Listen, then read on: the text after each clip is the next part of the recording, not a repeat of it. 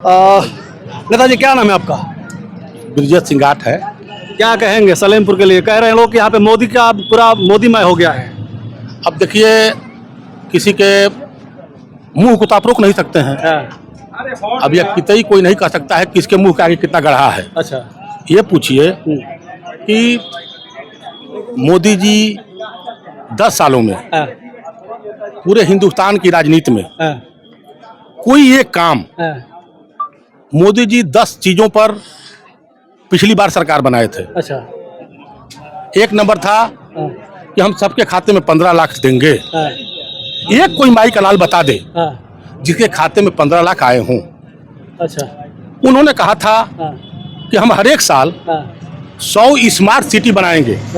हम तो पूछना चाहते हैं कि भाई साहब, आप भी एक भी आदमी कोई हिंदुस्तान की पूरे हिंदुस्तान में कोई एक स्मार्ट सिटी बता दें। वो एक साल में 100 स्मार्ट सिटी कहे थे, हम तो 10 साल में एक स्मार्ट सिटी की बात करते हैं भाई। कोई एक स्मार्ट सिटी बता दे कि कहीं पूरे हिंदुस्तान में बकबक बोल देने से, जो इच्छा हो बोल देने से। आज हिंदुस्तान के चुनाव बेरोजगारी पर होना चाहिए। आपको पता है मोदी जी ने तीसरा बात कहा था कि हम हर एक साल 2 करोड़ लोगों को रोजगार देंगे। और यह मेरा आंकड़ा नहीं है, यह भारत सरकार के नीति आयोग का आंकड़ा है कि 10 सालों में 33 लाख लोग बेरोजगार हुए हैं। यह मेरा आंकड़ा नहीं है, यह भारत सरकार का आंकड़ा है। अब जिनको कुछ पता नहीं उनको पूछिए कि आपका क्वालिफिकेशन क्या है। आपने कभी डिग्री कॉलेज का मुंह देखा है? बोलने के तो बोल दिए। जैसे मोदी का कोई क्वालिफिकेशन नहीं है। मोदी 3 फेल, पहले इंटरमीडिएट पास किए हैं, तब हाई स्कूल पास किया है। 3 फेल है, कोई डिग्री नहीं। अच्छा, मोदी जी का जो डिग्री दिखाया जा रहा है कोई डिग्री नहीं। तो वैसे ही उनके अंधभक्त भी है। अच्छा, जिसको अंधभक्त, जिसको गोबर भक्त भी कह सकते हैं। अच्छा, भाई ठीक है, फ्री का राशन मिल रहा है, लेकिन ये कोई पूछ ले, अरे फ्री के राशन कर बहिया बलिया अपनी छोड़ पर आई यास, ये हम नहीं कहा, हमारे पूर्वजों ने कहा है। तो कांग्रेस ने तो नहीं दिया ना? कांग्रेस ने क्यों नहीं दिया? समस्या क्या है? कांग्रेस 10 साल पहले, भाई 10 साल से तो मोदी जी है ना। तो हम ये बताइए, हम नेहरू जी की बात करेंगे।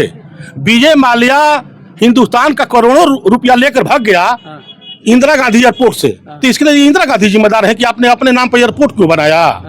अब इंदिरा गांधी जिम्मेदार हो गई कि उस एयरपोर्ट से भाग गया। तो भाई इसमें कांग्रेस कहा, अगर कांग्रेस ने गलती नहीं किया होता, कांग्रेस मैं मानता हूँ भाई कांग्रेस की गलतियां थी कि जनता ने कांग्रेस को नकारा, लेकिन मोदी जी तो आ गए।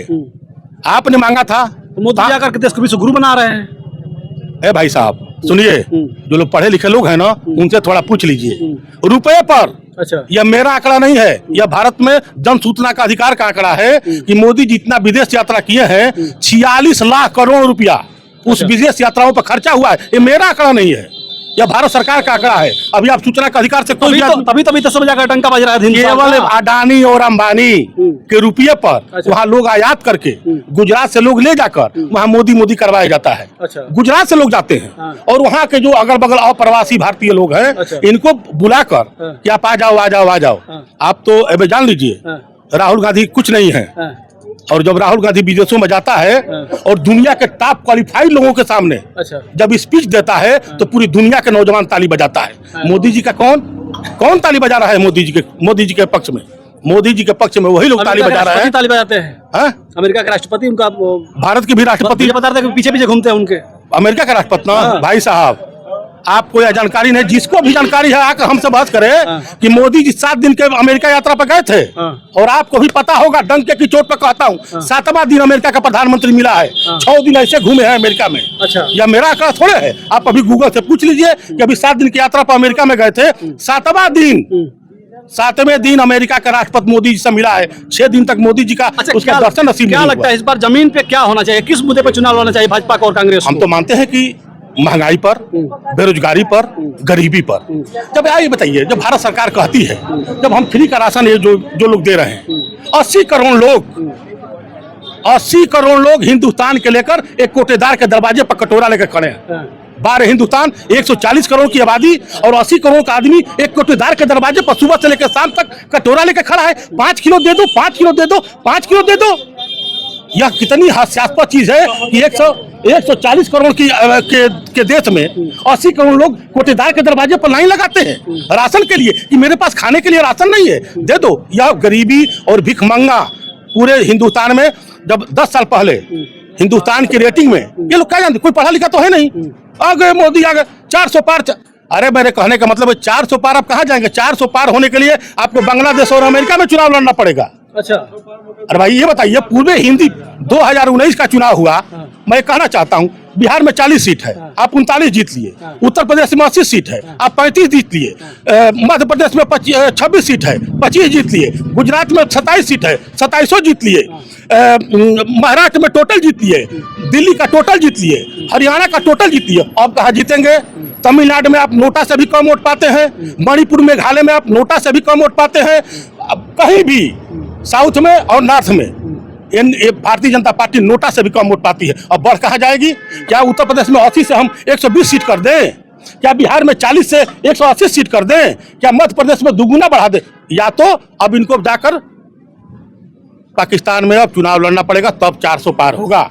और आज का आंकड़ा है, यह पहले विपक्ष को अंदेशा था कि मोदी 170 180 पार हो जा रहे हैं, पहले एक आंकड़ा था, लेकिन आज मैं दावे के साथ कह सकता हूँ 4 तारीख को रिजल्ट आएगा, आप देख लीजिएगा 150 से ऊपर एनडीए गठबंधन आगे नहीं बढ़ने जा रहा है। 150 अधिकतम हो गया और इंडिया गठबंधन की सरकार बनने जा रही है। किस बेस पे आप ये बात कह रहे हैं? महंगाई के। आपके गठबंधन के सारे लोग तो भाग गए आपसे। कौन भगा है? अरे कौन नहीं भागे? आपके नीतीश कुमार भाग गए, जयंत चौधरी भाग गए, ओम प्रकाश राजभर भाग गए। इनका नहीं भाग गया, इनका भी पटेल भाग गए, इनका भी तो अकाली दल भाग गया, इनके भी तमाम लोग भाग गए। वो जिसको जहाँ पटरी पड़ता है ना, यह छोटे गठबंधन या छोटे दल जिनको ईडी का डर है वो जाए।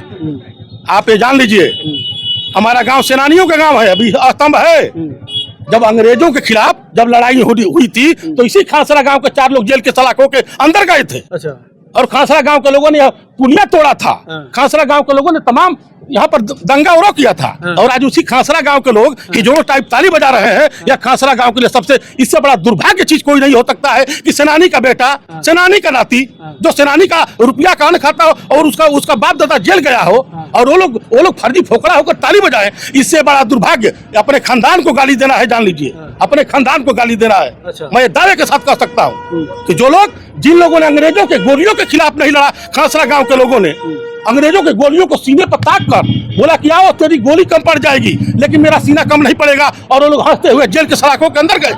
और आज उनके चाहने वाले लोग, उनके घर के लोग अगर मोदी करते हैं तो इससे बड़ा देश का दुर्भाग्य, समाज का दुर्भाग्य, अब इससे बड़ा कुछ नहीं हो सकता है। अच्छा, ठीक है। तो इस समय हम खड़सरा में है और खड़सरा सलेमपुर लोकसभा में आता है, बलिया जिला का ये सिकंदरपुर विधानसभा है। आप लोगों को ये बातें कैसी लगी कि हाँ, लोगों की जो राय है कैसी लगी, आप लोग कमेंट करके बताइएगा। इसी के साथ हम वीडियो खत्म करना चाहेंगे।